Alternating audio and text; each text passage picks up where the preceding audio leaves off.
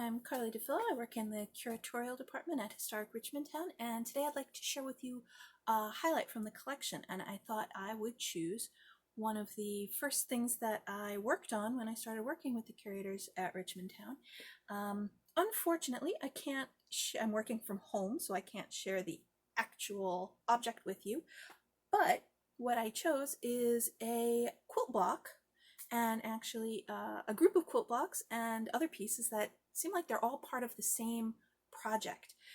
And I was actually able to make a copy of that quilt block so you can have an idea. I really wanted to have something three-dimensional to share with you, and I've really been interested in this for quite a while, so I wanted to have a I wanted to have a version that I could show you, and I'm actually hoping that you can help me out joining in on a project that I'll tell you a little bit more about after I share our object with you. So I'm going to turn this over to the computer screen for a minute. Here's one block from our project. It's on our online database. You can find that at our website at historicrichmondtown.org. This is a quilt block called Washington Sidewalk, and this was one of a group of items that were all donated together. It includes a batch of blocks like these, and it includes some of those blocks were beginning to be assembled together to create a quilt top, so we can get an idea of what the finished product was supposed to look like, and also some fabrics that also seem to be left over from this project. So as far as we can tell, it looks like it's all pieces that were meant to be together, meant to be one project that for some reason never got finished, and we don't know why.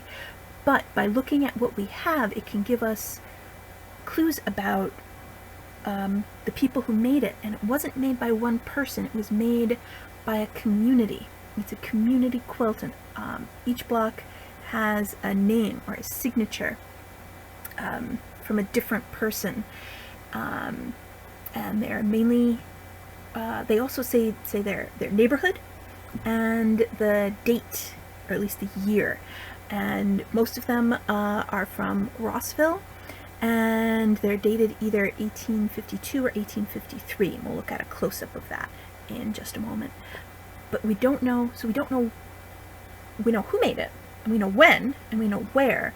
We don't know for sure why, but if we look at the blocks, the fabrics that were used, and the names on them, we can start to see connections between these people, and it can give us some clues at the connections in this community, in the Rossville community, and let us really get an idea of how people were interacting with each other, were relating to each other, the fabric scraps that they were sharing with each other. So this may have been made to commemorate an event. It might have been made for one person who was maybe going to be moving away. That's one reason why autograph quilts like this were sometimes made. So we don't know for sure, but let's look at some of the individual blocks and see what we can figure out. So this is the block, again, that is on our online collections database, and you can see it's made like all the other blocks. It's made out of a white fabric for the background, and a red, usually a printed fabric like this one with a little design on it, and then the center block has a name, usually a place, and the year. This one, I'm gonna show you a closer up picture of that center block. It has the name of Annette Corteliu. It says Rossville, SI for Staten Island, and it was made in 1852. Now I'm saying this is a name, not a signature, because a lot of these names are written in very similar handwriting. It was not uncommon for one person or a few people on a project like this to be picked as the ones with the best handwriting, and they get to do the handwriting. A lot of times that was a man who did a lot of writing as part of his job. Remember, at this time there were no computers, no typewriters, everything had to be written out by hand, and if you wanted a copy, you had to write it out by hand again. And just as a side note, the pens and the ink were not all that easy to use, so penmanship was kind of a big deal as a skill. Another thing that was a big deal as a skill was being able to sew. 1852, there are not a lot of sewing machines being produced yet. That's still very new technology, having that available. Some people didn't really trust the quality of the work that sewing machines can do. They'd been sewing by hand for generations, and they knew how to make strong seams and strong pieces of clothing and household items by sewing it by hand. And that was mainly a skill that women had. So we might consider that it's possible or likely that the men in the community might be the ones writing the names. We might consider that it's probably the women and the girls in a family or in a community who are actually sewing the blocks together. So even though it's one person's name that's on here, it's not necessarily just one person who's doing the work to make this block. It's really a shared effort. So there are a couple of things about this that are really interesting to me. For one thing, because it's unfinished, we can see how it was made, which is something that you can't see on a finished quilt. And I think I'd like to make another video about that later for anyone who's interested. But for right now, I want to concentrate on the information that we can get out of this quilt about this community. So one really important piece of information, like we've been talking about, are the names with the town and the date. That helps us to find information about the individuals. And then also the fabrics that are used. We'll see some of them get repeated in this quilt, and we can start to pull out information from these names and from who's using the same fabric, and we can start to see how people are connected. So this block, made by Annette Cortelliu, from census records and other records, we know that she was about 16 years old when she made this block. 3 years later, she got married to a man named Samuel Ward Benedict. His family also lived in Rossville, but they worked in Manhattan. They made their money from running a jewelry store. And if you visit our online collections database, you can actually find some things from that store and some images, so we can really get a feeling about this family, this community over time. So let me show you another block that is connected. This one is the same fabric, the same last name. This is made by Ellen Cortelliu, and that could be either Annette's mother, Ellen Bogart Cortelliu, or her sister, who was also named Ellen. And that name Bogart is going to come up again, and not to do with Casablanca. So let's see what other connections we see. So that's one group. Then there's another group that share the same fabric, this design with these little sort of leaves or hearts. This one has the name of Mrs. Alice A. Ellis. She signed hers Westfield, Staten Island. Westfield is one of the townships that was on Staten Island that included the neighborhood of Rossville. Those townships all got kind of smushed together into the borough of Richmond when Staten Island became part of New York City. So also using this same fabric, this is a quick shot of the back of the block, so you can see how all these individual pieces are put together, but we'll talk about that more in another video. But using the same fabric is Mr. ABM, that's short for Abraham Ellis. He left out his neighborhood, just wrote Staten Island, 1852. And there's another one, Mr. GEO for George W. Ellis, also Westfield, SI, 1852. And And our census records can tell us a lot about what was going on here and why these people were maybe sharing the same last name, definitely, and also sharing the same fabric. The 1855 New York State Census, all again written out by hand in the order that the census worker visited households, gives us a clue as to who lived next door to who, because this person was probably working their way down the street. And it tells us the name of not just the head of the household, but everybody else who lived in the household, how they were related to the head of the household, how old they were, whether they were male or female, might tell us where they were born, their job, how long they had lived in this particular town or county.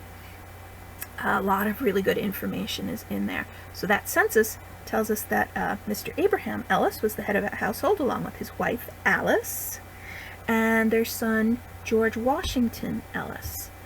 And here's another block with that same fabric, but not an Ellis. This is Mrs. Gilletta Murray. Well, who's that? Well, the next household on the census was a household of 3 widowed sisters. The head of the household was Mrs. Gilletta or Janetta Murray. Sometimes the census records can be, for one thing, hard to read. For another thing, sometimes there were little mistakes of spelling. The census worker might not always understand what was being told to them. They might mishear a name a little bit. If nobody was home, they might have to ask a neighbor. So it seems pretty clear, though, that they mean this person. This is Gilletta Murray. And if we dig around a little bit more, we can find out that Alice Ellis's maiden name, her name before she was married, was Alice Murray. So this is most likely her mother. And also living in this household with Mrs. Murray were her 2 sisters, Mrs. Catherine Ely, who did not share that same fabric with the Ellises, and Mrs. Sarah Bogart. Remember, Annette's mother's maiden name was Bogart, so this may be another connection there. But you can see 2 of these sisters were sharing a fabric, and one of them was sharing a fabric with her daughter and her daughter's husband and son. So these fabrics probably came from clothes or other things that they had made. These were scraps that they had around. It seems like the assignment for this was to use a white background and a red fabric, or a fabric with red in it, or, you know, as close as you can get. But that red was a very popular color in fabric at the time. So these are some of the clues that tell us how these people were connected to each other. But the biggest group of blocks and the biggest connection between them is the name Benedict. This block has the name of Susan Benedict, who was the mother of the Samuel Ward Benedict that Annette Cortelyou married, maker of our first block, the probable maker of our first block. And not just Susan had her name on a block, but all or most of her children. And she used this fabric with this little kind of trefoil shape on it, this little 3-lobed leaf. But all of her children's blocks, or nearly all her children's blocks, used this fabric with a paisley design on it. Now, some of these are a little bit hard to read, especially this one. This has the name Susan A. Benedict. She was probably about 8 years old when this was made, 8 or 9. And we also have Isaac H. Benedict, Frederick Benedict, and Mary Elizabeth Cox. Now, she's got a different name, and also the writing looks significantly different, and it actually says Mary Elizabeth Cox, aged 9 years. So this is somebody who's the same age as Susan A. Benedict.